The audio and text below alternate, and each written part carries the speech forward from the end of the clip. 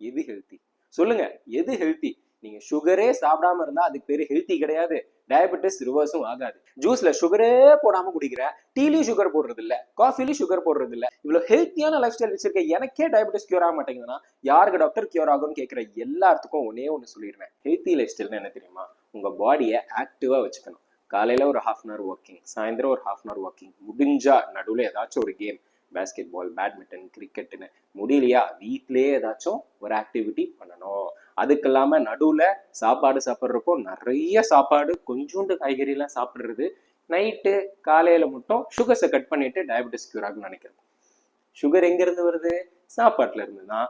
So corps அதிகமா சாப்பிட்டீங்கன்னா உங்களுக்கு சுகர் அதிகம் தாங்க ஆகும், கம்மி ஆகவே ஆகாது. சொல்லப்போனா இன்னும் உங்களுக்கு அதிகம் தான் ஆயிருக்கணும், கம்மி ஆகவே ஆகாது. சுகர்ஸ் கட் பண்ணா சுகர் குறையவே குறையாது. You have to be active. Walking போகணும், ஆக்டிவிட்டி பண்ணணும், கார்ப்ஸ் கம்மி பண்ணி வெஜிடபிள்ஸ் அதிகப்படுத்தணும், புரோட்டீன் அதிகப்படுத்தணும். இதெல்லாம் பண்ணாம சுகர் கம்மி ஆகணும்னு நினைக்கிற உங்க ஃப்ரெண்டுக்கு இதை ஷேர் பண்ணி, நீ பண்றது தப்பு இல்லடா, மகா தப்பு, தயவு செஞ்சு ஒரு 25% ஆஃப் த கிரைட்டீரியா மட்டும் பண்ணி சுகர் குறையணும் தயவு செஞ்சு ஆசைப்படாதீங்க.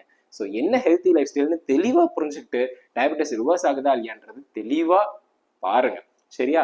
So be careful. Healthy life style நினச்சிட்டு நீங்களே உங்கள் அன்ஹெல்த்தியாக மாற்றிக்கிட்டு இருக்காதீங்க. ஃபர்ஸ்ட் ஆஃப் ஆல் சொல்ல போனால் சுகர் போடாத ஜூஸே டயபெட்டிஸ்க்கு குடிக்க கூடாதுங்க.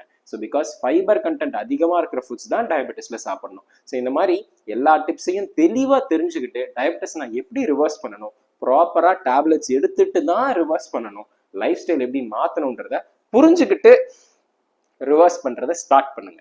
ஸோ ரிவர்ஸ் பண்ணணும்னு நினைக்கிற எல்லா ஃப்ரெண்ட்ஸுக்கும் இதை ஷேர் பண்ணி எல்லா டிப்ஸையும் தெளிவாக சொல்லியிருக்கேன், மறக்காம கேட்டுட்டு ரிவர்ஸ் பண்ணு. இனி டேப்லெட்ஸ் எடுக்கக்கூடாதுன்னா இந்த மாதிரி பண்ணணும்டா, சும்மா சுகரை கட் பண்றேன்னு ஏமாத்தாத அப்படின்னு சொல்லுங்க.